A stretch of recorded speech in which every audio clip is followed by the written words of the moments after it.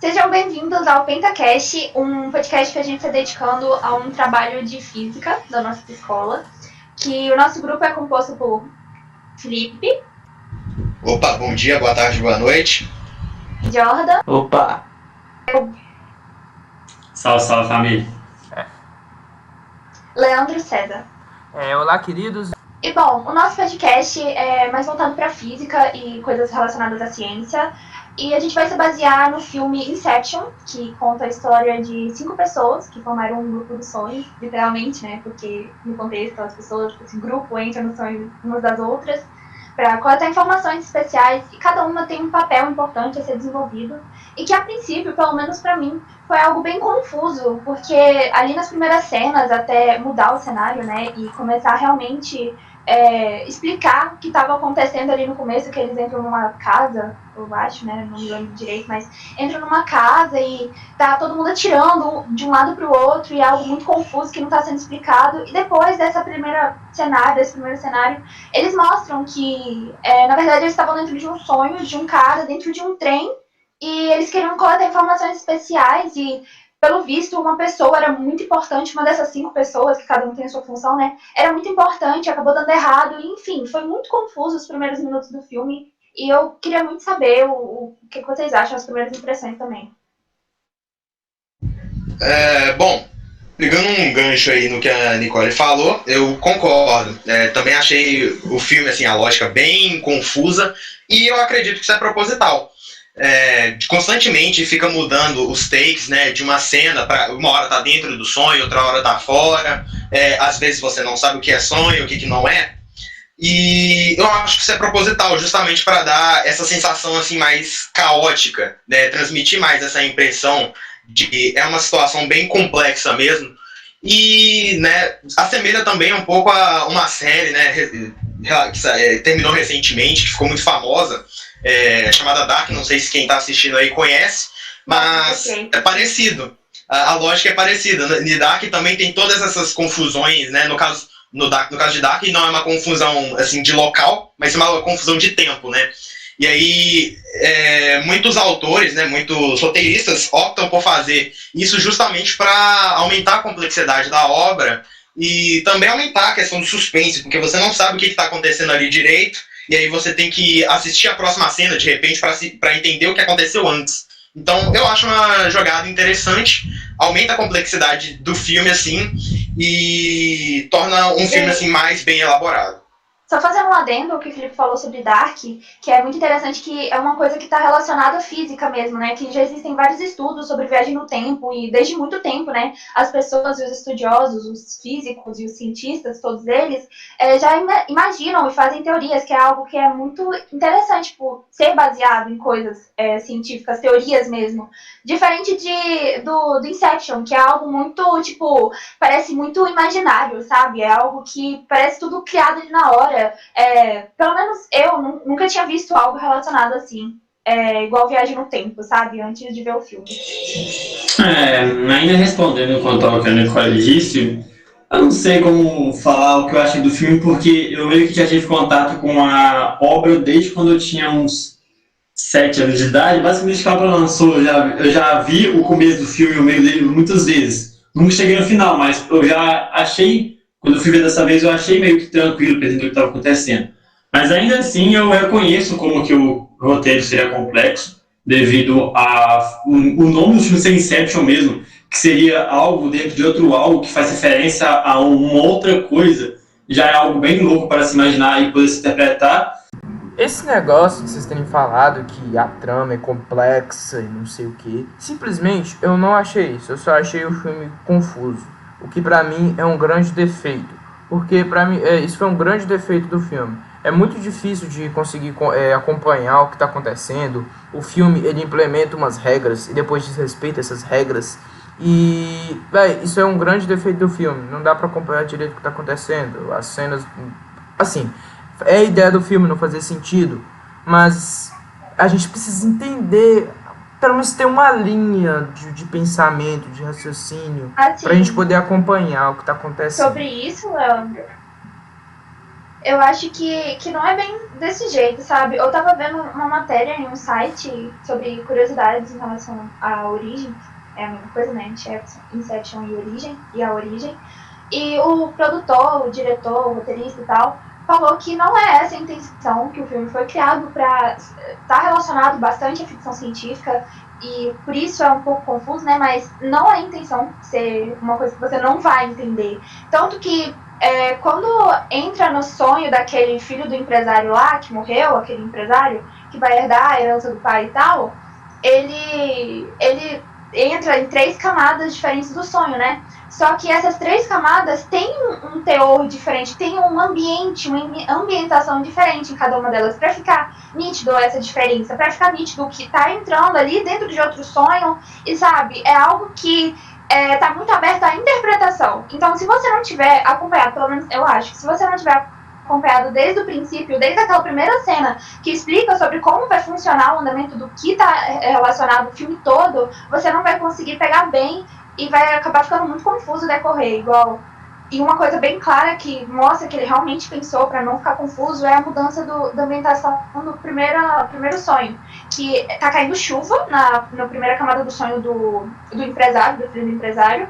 Na segunda camada do sonho já é um lugar na neve. E na outra camada eu não lembro direito qual é, mas sabe, são ambientes muito diferentes para conseguir diferenciar o que tá acontecendo ali. Corrigindo aí essa coisa de camada do sonho que você falou. A primeira camada do sonho tá caindo chuva, ele tá numa cidade, que eu acho que é Nova York. Na segunda camada do sonho ele tá num hotel. Eles vão para esse hotel até onde fica um para trás, que depois eles vão para a neve. A neve é a terceira camada. A última camada, que vai lá a Ariadne e o Cobb, já é o limbo, onde está a Mal e onde ficou preso o empresário. Além das roupas deles, que estão sempre de acordo com o ambiente. Então, quando eles estão na neve, eles estão com roupas apropriadas para a neve. Quando eles estão no hotel, eles estão com roupas apropriadas para o hotel e assim em diante, sabe? É sempre pensado, pelo menos no estilo, no design, essa mudança para ficar um pouco nítida para quem está vendo. Então, acho que foi algo assim pensado, não na intenção de ficar confuso, sabe? Acabou que ficou confuso, sim. Eu concordo, Leandro. Eu acho sim que ficou um pouco confuso, né? Em maior ou menor medida. Realmente, também concordo em parte com a Nicole que eles usaram de estratégias para fazer o menos confuso possível, né? Como a questão da ambientação, as vestimentas que estão sempre de acordo, o ambiente, etc. Realmente, isso foi uma ótima estratégia para fazer as coisas ficarem bem separadinhas. Mas ainda assim, a gente tem algumas coisas que não vão ser todos que vão conseguir captar direito, né? Porque a gente tem uns cortes assim muito repentinos, né? E às vezes vários cortes de mudança em um curto período de tempo, e aí, às vezes alguém que não é acostumado com um estilo de obra de ficção assim pode não saber lidar bem com isso e ficar perdido, né? Não entender muito bem isso. Além do mais, a gente também... Oi, pode falar. Não, pode terminar. Além do mais, a gente tem o uso de algumas ideias, que são coisas que muitas pessoas não conhecem, né? A gente tem lá a questão da reflexão dos espelhos, né? Que acho que em 2 cenas a gente tem 2 espelhos na frente do outro, e aí isso dá uma reflexão infinita lá. Pessoas assim que não têm conhecimento básico de física provavelmente não vão nem entender o que é aquilo. A menos que já tenham feito, né, por algum acaso, a experiência de colocar um espelho paralelo ao outro. A gente tem também outro exemplo que o filme faz, em um momento caótico, né, do filme, ele faz menção à escada de Penrose, né, que é uma escada paradoxal, impossível, que foi postulada por um cara chamado Lionel Penrose e seu filho, Roger Penrose. Inclusive o filho desse cara ganhou o prêmio Nobel de Física esse ano. Então são coisas assim que muitas pessoas não sabem, não tem contato, então aquilo lá pode ter passado batido e não ter ficado claro, né? Então a intenção pode ter ficado perdida. Principalmente por ser um filme de ficção científica. Então, tipo, quando você vai escolher um filme ali pra assistir e ver, sei lá, eu quero assistir um filme de terror, aí você já sabe o que esperar ali, né? Mas, eu quero assistir um filme de ficção científica. Você vai esperar coisas com bases científicas. E ali no filme tinha muita coisa, tipo, fora do comum, por ser uma distopia, por ser algo que, assim, não é algo comum da nossa realidade. É algo totalmente pensado em algo incomum, sabe? Que não vai acontecer, provavelmente daqui a muito tempo, sabe? Então, por ser algumas coisas não fazerem sentido, tipo a gravidade nesse filme não faz nenhum sentido em algumas cenas, e várias coisas, sabe? Igual a cena em que ele tá apresentando o projeto pra nova arquiteta e simplesmente as coisas começam a explodir do nada. São coisas que deixam a pessoa confusa, assim, sabe? Era pra ser algo relacionado à ficção, porque tá parecendo mais, sei lá, ação e, sabe? Isso me passou também uma impressão muito confusa do que realmente eles estavam querendo apresentar pra gente. O que me deixou meio encabulado com o filme foi isso de a gravidade, ou então essas coisas explodir do nada, mudar dependendo do corpo da pessoa que está sendo, do estado corporal da pessoa que está tendo o sonho, do host. Tipo, quando eles estão caindo com o carro da ponte, a gravidade muda e o cara que está no hotel tem que ficar indo para a parede, indo para o teto, andando no teto. Só que isso é mal explicado num espaço que, tipo, você não está fisicamente ali no sonho. Você só está sonhando no sonho. Então, eu acho que eles deveriam ter explicado isso melhor, de se o corpo estiver deitado, gravidade vai ser tal, se o corpo estiver mexendo muito para um lado para o outro, então as pessoas que estão lá dentro vão mexer muito para um lado para o outro. E eles não explicaram isso. Sim, sim. E tem outra parada também que o Felipe tinha comentado sobre os espelhos, né? Colocar um na frente do outro. E acontecem umas coisas no filme que me lembraram muito essa... Eu não acho que seja baseado em óptica, né? Mas me lembraram bastante que, tipo, quando uma pessoa vai caindo em várias camadas do sonho, eles entram em limbo, né? E isso de colocar o espelho um na frente do outro e criar várias imagens infinitas na imagem virtual, me lembrou bastante essa ideia que eles quiseram passar do limbo, sabe? Eu não acho que tá baseado totalmente em algo teórico. Eu achei bem interessante isso e achei interessante a forma da analogia que pode ter acontecido ou não, né? Mudando agora um pouco aqui o rumo da conversa, eu queria falar da Máquina dos Sonhos, que ela me lembrou um pouco de um episódio de Black Mirror, que não são os sonhos que são o foco, e sim as lembranças. A máquina, ela meio que fica é quase um smartphone. Não é um smartphone, é um controlezinho. Aí fica um plug no cérebro que capta as lembranças. E aí você pode transmitir na televisão, ou só pode olhar só pelas suas vistas mesmo, só você ver. Aí você vê suas lembranças. Aí eu achei um pouco parecido essa ideia de sonhos e lembranças. E eu queria jogar aqui a pergunta: será que é possível a gente ler os sonhos? Eu tava lendo sobre isso e um site disse que já tá tendo estudo, sabe? Não é possível a gente entrar dentro dos sonhos das pessoas igual aconteceu no filme, né? Mas em Oxford já tá tendo um estudo sobre isso e lá eles estão tentando fazer uma leitura, introduzir as imagens que as pessoas vão ter, sabe? Não introduzir o que vai sonhar, mas ter uma leitura do que a pessoa tá sonhando ali no momento. E eu achei isso bem interessante, porque faz uma analogia com o filme, e eu sei que, eu não lembro qual é a lenda, mas tem uma lenda relacionada também ao filme que eu tinha assistido um vídeo sobre isso, explicativo, mas é mais ou menos isso, que é a mesma coisa, de entrar dentro do sonho de uma pessoa e depois disso entrar em outro, enfim, sabe? Um ciclo infinito. Eu acho bem interessante essa questão também, né, dessa tecnologia e tal, que começou no filme e agora assim, já está começando a ser trabalhado também na realidade, né, na possibilidade, não de invadir os sonhos, mas de fazer uma leitura dos sonhos e tal. E aí a gente tem também, por cima disso, um questionamento também não só técnico, mas moral, né, um questionamento moral em cima dessas tecnologias, porque à medida que essas coisas vão avançando, vão se tornando mais populares, né? E aí a gente entra num problema de até onde isso vai, para que usos isso vai ter, quais são os possíveis problemas que isso pode ocasionar, né? A gente tem aí, em paralelo, né, nessas tecnologias que envolvem o cérebro, o Elon Musk querendo desenvolver uma espécie de chip para você poder ouvir música, né, diretamente no seu cérebro. E isso leva a uma série de problemas morais, né? E se alguém hackeia esse dispositivo? O que acontece com a pessoa que está com aquele chip na cabeça?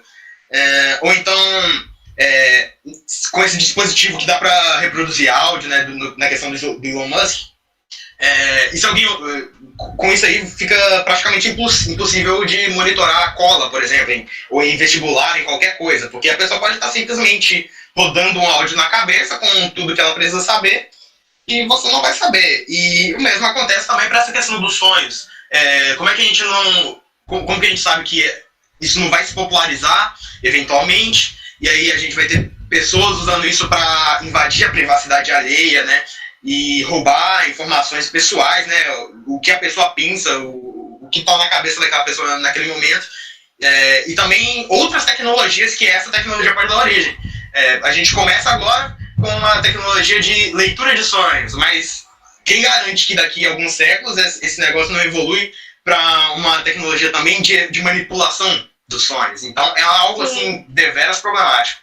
Isso que você falou é até retratado no sonho, Felipe, que fica muito nítido, porque o investidor, aquele cara lá que dá ideia e ameaça o cara, né, o personagem principal, sobre a família dele e tal, ele tá querendo induzir aquele empresário que tem o pai morto a ter uma ideia, a pensar alguma coisa, sabe? E isso, tipo, não só dessa forma que é demonstrada, isso que você falou, também é demonstrado pela morte da mulher do principal, né? Que ela induziu, a cabeça dela induziu devido a essa... mexer com coisas que não deveriam ser mexidas, com coisas que podem ser usadas para o mal, ela acabou se matando, né? Então é algo que, tipo, muito pesado mesmo, que pode ter consequências não só econômicas, não só, sabe, tipo, nesses âmbitos, quanto de formas muito mais catastróficas, devido a esse poder que dá para as pessoas. Eu concordo tanto com o Felipe quanto a Nicole da questão de existe tecnologia do sonho no futuro ser algo muito perigoso para a humanidade. Na real, o que estão tentando fazer agora de ler os sonhos não é nenhum perigo, porque você lê e tentar interpretar o que está na cabeça da pessoa, não tem como você manipular aquilo. O problema é o que vem o próximo passo disso. Como, por exemplo, você acabar induzindo a pessoa em ficar em um sono para poder entrar num jogo, ou você poder manipular o que a pessoa está sonhando naturalmente. Isso acaba realmente incluindo que você pode manipular a pessoa atrás da mente, porque o que vai controlar o nosso corpo é a mente. Se você pode mexer no cérebro da pessoa, no subconsciente, essas coisas, você vai acabar modificando o jeito da pessoa pensar. Um exemplo que a gente tem, que eu posso dar, é de uma outra obra japonesa chamada Sword Art Online, que tem essa pegada de você controlar, não controlar o sono, mas o cérebro da pessoa, onde a pessoa é induzida a ficar em um sono enquanto ela está num jogo. E acaba que o cara que inventa essa tecnologia usa para prender as pessoas no jogo e ameaçá-las de morte caso elas morram no jogo ou tenham que sair. Então, isso meio que... isso acaba meio que, como sendo uma nova tecnologia, acaba entrando na questão da ética que tem na ciência. Como por exemplo foi com a clonagem, que acabou sendo criada a bioética, se é ou não ético você clonar animal para o abate, ou se não tem nada a ver você fazer isso. Tipo, voltando um pouco atrás no que o Leandro falou bastante sobre a mistura entre o sonho e a memória, ou as lembranças da pessoa. O filme, o personagem principal, ele bota uma linha que não deveria ser ultrapassada, mas é ultrapassado várias vezes no filme, de que quem está manipulando o sonho não poderia manipular com memórias reais, lembranças reais. Porque isso iria fazer o subconsciente da pessoa perceber que tem um invasor e que é o invasor tentando fazer algum mal. E o que foi falado de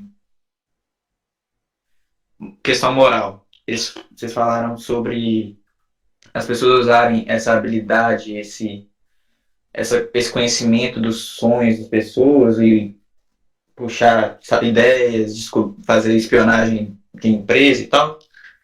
Isso no filme já está bem avançado, já não existe mais o conceito de privacidade do sonho.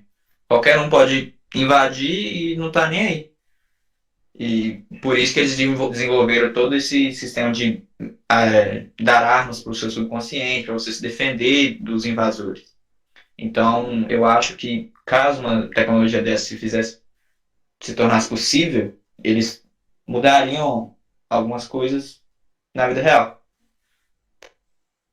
E uma parada também que eu achei bastante interessante foi o final, né? Que ele deixa extremamente em aberto, que a gente fica perdidaço. Você já tava perdido no começo do filme, no final, então, vendo o relacionado ao totem, né, da pessoa, fica ali perdido. Se o totem do cara vai parar de funcionar, vai parar de rodar, porque se parar, ele tá na realidade, né? E se não parar, ele tá ali dentro de um sonho. E é assim, cada pessoa, cada um dos integrantes do grupo tem o seu totem, e é dessa forma que eles descobrem, né? Se tá ou não dentro de um sonho.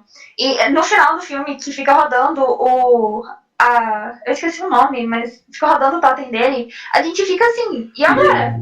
Era um sonho? Era, sabe, tipo, o que tá acontecendo? E agora? Foi tudo um sonho? O que tá acontecendo? Foi essa a minha reação quando eu vi esse final, sabe? Esse negócio de, foi tudo um sonho, esse é o pior método de roteiro para poder explicar uma história ou algo que aconteceu. Porque simplesmente eu acho muito frustrante esse negócio de foi tudo um sonho. Porque você fica ali, você sente as emoções junto com o personagem, você se emociona, você se preocupa, você fica, nossa, o que vai acontecer? Será que ele vai conseguir realizar o objetivo dele ou se ele vai falhar? Será que ele vai aprender alguma coisa com essa jornada? Não sei o que. Aí você chega no final, velho, e é tudo um sonho, simplesmente nada daquilo aconteceu, foi tudo em vão, não teve nenhum tipo de aprendizado, toda aquela emoção que você teve, nada daquilo aconteceu, velho, eu acho muito triste, muito chato. Então eu torço para que aquilo não tenha sido um sonho, que por favor aquele peão tenha parado de girar, porque senão eu ficaria muito frustrado com todo o final, tudo que aconteceu no filme. Voltando um pouco naquilo que o Gabriel tinha mencionado na hora que ele estava falando lá do Sword Art Online, quanto ao que ele falou que não seria tão problemático a questão de poder ler os sonhos em si, né? O que seria problemático é se isso evoluísse algum dia a interferir no sonho. Eu discordo um pouco, porque eu acredito, ao meu ver, o próprio fato assim, de você ter a capacidade de ler o sonho de alguém já por si só já é problemático. É claro que interferir seria muito mais ainda, com certeza. Mas a primeira coisa, ao meu ver, também não deixa de ser problemático, porque dá para usar isso para obter informações pessoais da pessoa, saber o que ela pensa, o que ela deseja, dá para usar isso para, sei lá, fazer chantagem. Então dá para ter muitas utilidades maliciosas com isso. É claro que quando a gente expande isso para uma interação do sonho, o problema fica muito mais grave. Mas acho que o problema inicial também não deixa de ser grave. E se essa questão de poder ler sonhos, essa tecnologia ficasse algo popular, né, como por exemplo, no celular é popular hoje em dia, se isso acontecesse, eu acho que sim, que seria algo assim bem tenebroso, algo bem problemático mesmo. Mas agora, falando sobre cenas específicas do filme, como por exemplo, na minha opinião, que é uma das melhores cenas do filme, que é quando o Kobe está mostrando para a Ariadne como que como e qual é a função dela no sonho, que é de arquiteta. Para mim é a melhor cena do filme, porque mostra como que a pessoa pode mudar o sonho e controlá-lo. Quando eles estão na lojinha lá, em frente à padaria, e ele revela a ela que é um sonho e as coisas começam a explodir do nada. Aquilo fisicamente é muito improvável e impossível, porque não tem como algo simplesmente sair de onde ele está do nada, sem nenhum motivo. E outra coisa também é quando ela modifica a realidade e o mundo e faz ele virar de cabeça para baixo. Tipo, do nada ela faz a Terra virar plana e ela pega e faz um misto com ela, tá ligado? Isso é muito impossível, mas na minha opinião é uma das melhores cenas cinematográficas que existem. E outra coisa que vale citar também seria a parte dos totens, que é muito interessante, porque a pessoa, quando ela está vivendo muito no sonho, quando ela tem muito costume de entrar no sonho das pessoas ou ficar usando muita máquina, ela acaba perdendo a realidade. Então ela precisa de algo para dizer a ela o que é real e o que não é real. Mas fica um questionamento meu para vocês responderem, porque eu realmente preciso chegar a uma resposta. Se a pessoa acaba entrando no próprio sonho, igual o Kobe fez, o que vai garantir ela de que ela vai sair do sonho, já que ela conhece o próprio totem? Ela não vai ter como saber se aquilo é real ou não, porque vai ser no corpo subconsciente dela. Os totens, como ele explicou, seriam para as pessoas saberem se elas estão no sonho ou se elas estão na realidade. E eu acho que não foi explicado, isso eu não vi sendo explicado no filme, que o personagem principal ele não tem um totem próprio. Ou ele tem um e não usa, porque ele usa o da mulher falecida dele. Ele, depois que ela morreu, ele pegou esse totem e começou a usar. A gente não sabe se ele usa o totem da maneira correta. Provavelmente usa, mas a gente não sabe se ele tinha um totem anterior a isso. Eu vi algumas coisas na internet, algumas teorias, de que o totem dele seria a aliança, que aparece só quando ele está no sonho. E geralmente, quando ele está na realidade, as cenas que aparecem na mão esquerda dele, que tá a aliança dele, são cortadas para dar esse senso de mistério. E como não é explicado essa coisa do totem dele, eu acho que seria um pouco de quebra do roteiro ele poder usar o totem de outra pessoa, da mulher falecida dele. Porque para ele não faria sentido a mesma coisa do que faria para ela. Uma coisa bem interessante também é que inicialmente o filme era para ser sobre ladrões. As primeiras 80 páginas do filme eram sobre ladrões de sonhos. Então, tipo, era pra ser um filme de terror, totalmente diferente do contexto que a gente teve.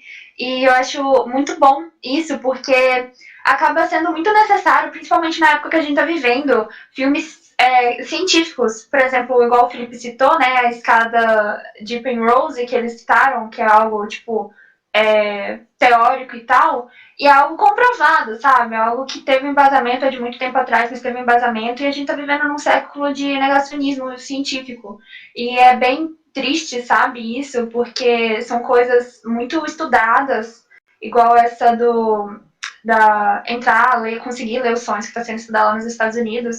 E, tipo, eles estão tendo um trabalho gigantesco, provavelmente, para conseguir chegar a algo real, ou talvez transformar isso em algo econômico, ajudar a nação deles, e chegar pessoas, por exemplo, falar igual que a Terra é plana, sabe? Com todos esses anos de estudo. Então, eu acho que a necessidade desses tipos de filmes é mais que necessária, sabe? É, tipo, é essencial, principalmente no nosso século. Eu concordo bastante. Acho, sim, que é muito importante a gente ter, assim, algumas obras, assim, de ficção, e às vezes até não ficção, né, para popularizar um pouco essas ideias de ciência, sabe? Trazer isso um pouco mais pro cotidiano, e, né, levar esses conceitos pro público que não, pro grande público que muitas vezes não sabe dessas coisas, principalmente, né, de física, que ainda mais um país como o Brasil, que o aprendizado, né, de matemática, física, essas coisas, assim, é bem, bem precário, infelizmente. Então, eu acho muito interessante que a gente tenha, assim, um filme como esse, que traz as ideias, assim, de maneira mais leve e tal, assim, só joga, assim, ou apresenta um pouco da ideia, e aí, quem tiver mais curiosidade pode dar uma pesquisada depois. A gente tem também uma outra série, por exemplo, o Dark, que eu já tinha mencionado. Dark não é cientificamente fiel, tem vários furos e tal, mas é um meio de incentivar as pessoas a buscar estudar, né, pela curiosidade, pelo prazer, e ver, né, popularizar isso, mostrar como essas ideias podem ser incríveis e impressionantes, mesmo não sendo fiel à realidade. Dark, né, o Dark em específico, muitas vezes impulsiona as pessoas a quererem estudar, a querer conhecer um pouquinho mais, buscar saber um pouco mais sobre a física, sobre o universo e tal. A gente tem também outras coisas, assim, não fictícias, mas também que trazem a física para leigos, né, de forma a facilitar o entendimento, que é, por exemplo, a série Cosmos, do Carl Sagan, que, né, lá, não lembro exatamente de que década a série acho que é da década de 70, não sei exatamente, ou 80, não sei, por aí, década de 70 ou 80, que agora tá recomeçando também, né, já teve uma temporada nova, agora com o Neil deGrasse Tyson, né, então eu acho muito importante, muito interessante a gente ter essas coisas, sabe, é bom para difundir o conhecimento de uma área que a grande massa não tem contato. Bom, eu acho que a gente já tá dando bastante tempo, né? Já deu um tempo bom aí da gente conversando e tal. Então eu queria convidar vocês para falar sobre as considerações finais. Ó, eu achei um filme interessante. Senti sono, fiquei entediado um pouquinho no filme. Senti, não vou mentir, mas eu gostei do filme e valeu a pena assistir. Recomendaria. Eu gostei do filme. Eu não tenho muito a julgar filmes porque eu não sou um cinéfilo e nenhum crítico sobre essas coisas, mas eu realmente aprecio muito o cinema e eu gosto dos filmes que tem tema de um tema de ficção científica meio fora da caixinha, nos apresenta um novo universo ou uma nova visão do nosso, tá ligado? Eu curti pra caramba. Na minha opinião, eu também achei o filme muito legal. No momento agora eu tô numa onda de leitura de livros assim de ficção científica, então já tava assim mais nessa vibe de ficção científica. E aí pega um filme assim, caiu no momento bom pra mim. Foi divertido assistir o filme. Eu gostei também das ideias apresentadas no filme, né? A questão da arquitetura dos sonhos, que é algo assim bem fora do padrão, bem criativo, né? Ninguém antes tinha pensado numa coisa dessa, arquitetar um sonho, arquitetar a física dele, a lógica dele, essas coisas. Também achei interessante a pegada assim um pouco mais levemente distópica, né? E problemática, né? Os problemas morais que o filme apresenta. Eu gosto de um filme assim, não sou tão chegado assim nessas coisas que são preto no branco, é fácil identificar o que é bom e o que é mal. Ali a gente tem assim, umas problemáticas, algo que às vezes a gente começava achando no começo que era por uma boa causa, por uma causa ruim que fosse, mudando, né, de papel ao longo do filme, e aí você termina sem ter uma plena certeza daquilo que você tinha certeza no começo do filme. Então, gostei bastante, recomendaria assim, esse filme para assistir, né, quem não conhece. Assim, eu gostei do filme, por ter o elenco, né? Eu gosto de todo mundo, gosto do Leonardo DiCaprio, gosto do Tom Hardy, gosto do Nolan, que fez um ótimo diretor. Mas tem esses probleminhas do filme, né? De ter essas faltas de como que eu posso dizer, de direção, o filme se perder às vezes, perder a direção, ter esse negócio dos totens que não foi muito concordância, não tem uma certa concordância. E ter esse negócio dos totens que na minha opinião foi muito mal explorado. Pra mim eles poderiam ter explorado muito mais esse negócio dos totens. Mas no final de tudo, até que o filme me agradou. Gostei, as atuações foram muito boas, gosto bastante. Eu até recomendo o filme, gostei. Bom, eu como estudante, né, e como uma que gosta bastante de participar de pesquisas científicas, achei incrível, e o filme me introduziu também a uma teoria, né, que eu não conhecia, sobre a escada de Penrose, como já foi citado umas outras 2 vezes aqui na nossa conversa, e tudo que foi abordado, igual o Felipe disse, eu achei muito, muito, muito interessante mesmo, e o fato disso provavelmente encaminhar pessoas a pesquisarem sobre teorias físicas e pensarem um pouco fora da caixinha sobre como foi mostrada a gravidade das coisas e tal, e criticar isso, né, é muito bom, eu achei muito interessante. Mas, enfim, eu acho que foi isso que a gente conseguiu extrair, né, assistindo o filme e tal, e muito obrigada por ter escutado até o atual momento, até agora, e acho que assim a gente finaliza, né, então até a próxima.